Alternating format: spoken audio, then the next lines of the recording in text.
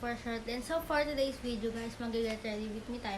As you can see guys, ligo na ako and ayun, ready na ako pumasok. And ayun, let's start. So for today is magtutoner muna ako.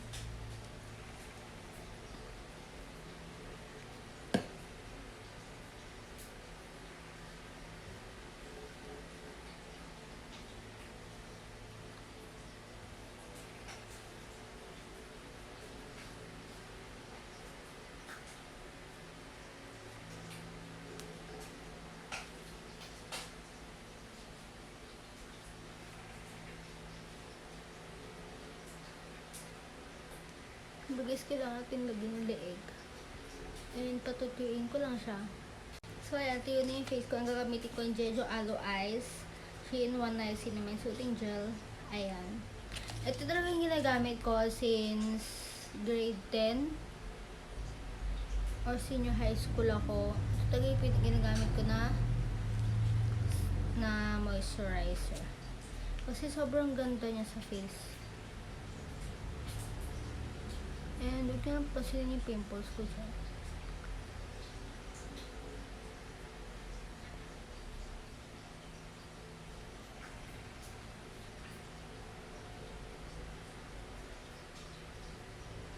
Hindi natin yung leeg ko.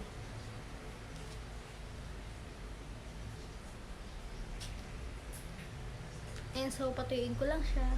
So, after nya, gagamitin ko naman is sunscreen. Itong Belo Tinted Sunscreen.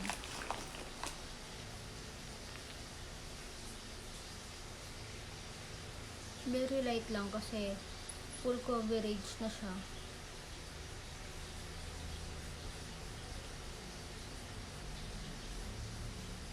Super ganda nito sa face.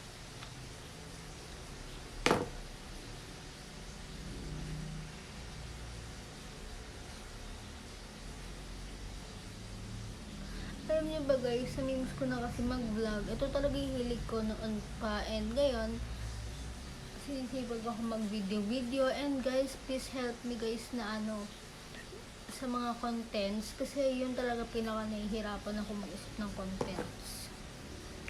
Kaya din talaga di ako nakapag-video kasi wala akong mga naiisip na contents. And i-wait lang guys. For my lip is Bubbly Skin in the shade Crimson.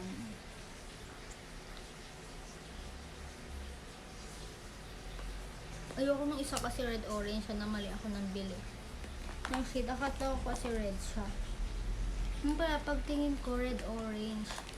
So, isaset ko na tong face ko using Sis Lady Lasting Waterproof Oil Control Matte Flawless. And guys, sobrang ganda na itong product na to. Must buy nyo to guys. Legit. Sobrang ganda niya. So, ito ng mga titing.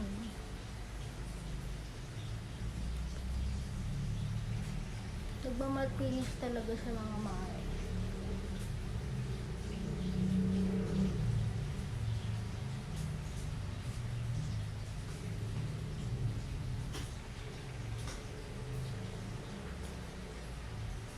And so, ayun, ayusin ko lang yung buhok ko and I'll be right back.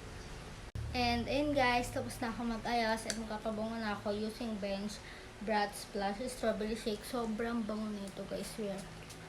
Try nyo siya kasi and long lasting siya, hindi siya agad natatanggal. And pag uwi ko, doon pa rin yung amoy niya.